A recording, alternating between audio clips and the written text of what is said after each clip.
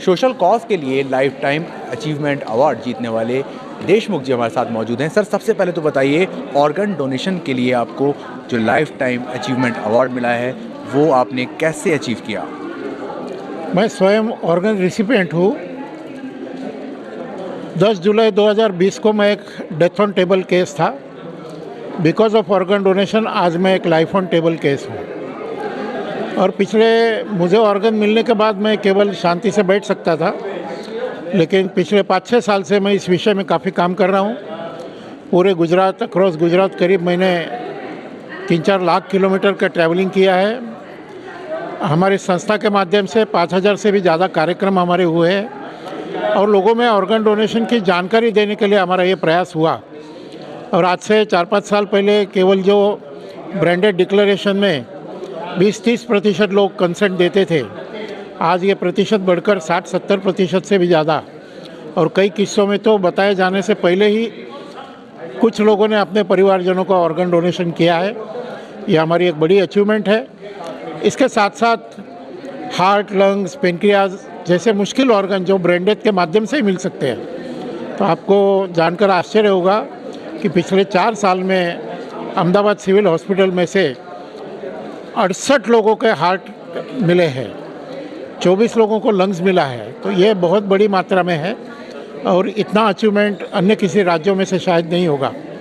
मुझे खुशी इस बात की है कि मेरा लीवर ट्रांसप्लांट होने के बाद मैं आज भी एकदम स्वस्थ हूँ और काम कर पा रहा हूँ और लाखों लोगों तक ये ऑर्गन डोनेशन अवेयरनेस में काम ले जा रहा हूँ। देशमुख जी, एक बहुत अहम सवाल ये उठता है कि कई सारे लोग हिंदू माइथोलॉजी के भी अलग अलग लोगों की सोच, ऐसी मिथ क्रिएट हो चुके हैं कि अगर हम ऑर्गन डोनेट कर देंगे तो हमारा सही से क्रियाक्रम या श्राद्ध क्रम या फिर और कर्म जो होते हैं मृत्यु के बाद के, वो सही से नहीं हो पाएंगे। तो इस तरह की जो गलतफहमी है उनके चक्कर में भी लोग डोनेशन नहीं कर रहे हैं ऑर्गन।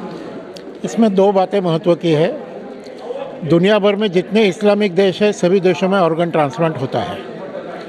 दुनिया में जितने पश्चिमी देश है, सपोज टू बी क्रिश्चियन देश जो है, वो वहाँ सभी ऑर्गन डोनेशन हो रहा है। जितने बुद्धिस्ट को मानने वाले देश है, चीन, जापान जैसे, वहाँ भी ऑर्गन डोनेशन हो रहा है। जहाँ तक हिंदू माइथोलॉजी का सवाल है, तो हमारे यहाँ सबसे बड़ा उदाहरण गणपति है, जो हम सबसे पहले किसी कार्यक्रम में गणेश वंदना करते हैं तो वह स्वयं हमारा भगवान ही ट्रांसप्लांटेड है। श्रावण मास में हम बहुत भगवान शिव जी की पूजा करते हैं।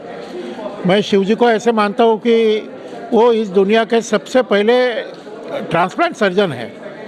तो ऐसे हमारे भगवान ही है। दधीची ऋषि का उदाहरण है, कई शिबी राजा का उदाहरण है पुराणों में। हमारे माइथोलॉजी में कई ऐसे उदाहरण हैं कि जिन्होंने अपने ऑर्गन्स, अपना कोई शरीर का अंग दिया है। तो उसके कारण हिंदू माइथोलॉजी में इतना ही नहीं, मैं भगवद गीता को कोट करके बार बार ये बताता हूँ। दूसरे अध्याय का 23वां श्लोक है, नयनम छिन्दन्ति शस्त्राणि नयनम दहति पावका। जब कोई ऑर्गन डोनेशन होता है और ख़ास करके जब हार्ट डोनेशन होता है, तो एक और ऑर्गन डोनेशन करने वाले व्यक्ति का अग्निदाह हो रहा होता है और उसी समय किसी हॉस्पिटल में उसका हृदय काम करना प्रारंभ कर देता है। तो वहाँ जो हृदय काम कर रहा है वो कौन है और यहाँ जो जल रहा है वो कौन है? तो ये बात हमारे शास्त्रों में लिखी हुई है और हमारे वेद व्यास ने भी कहा है, परोपकारार्थ इदम शरीरम। हमको मनुष्य शरीर इसलिए मिला है कि परोपकार के लिए मिला है। आधुनिक ऋषि स्वामी विवेकानंद कहते हैं, they alone live those who live for others, rest all are dead. तो हम जीवित होते हुए मरे जैसे क्यों रहे?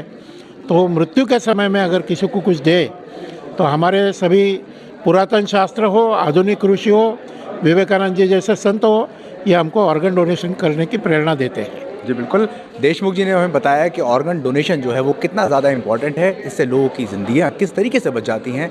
बहरहाल सर का बहुत बहुत धन्यवाद। आप मुझे भी इजाज़त दीजिए। आपका भी धन्यवाद।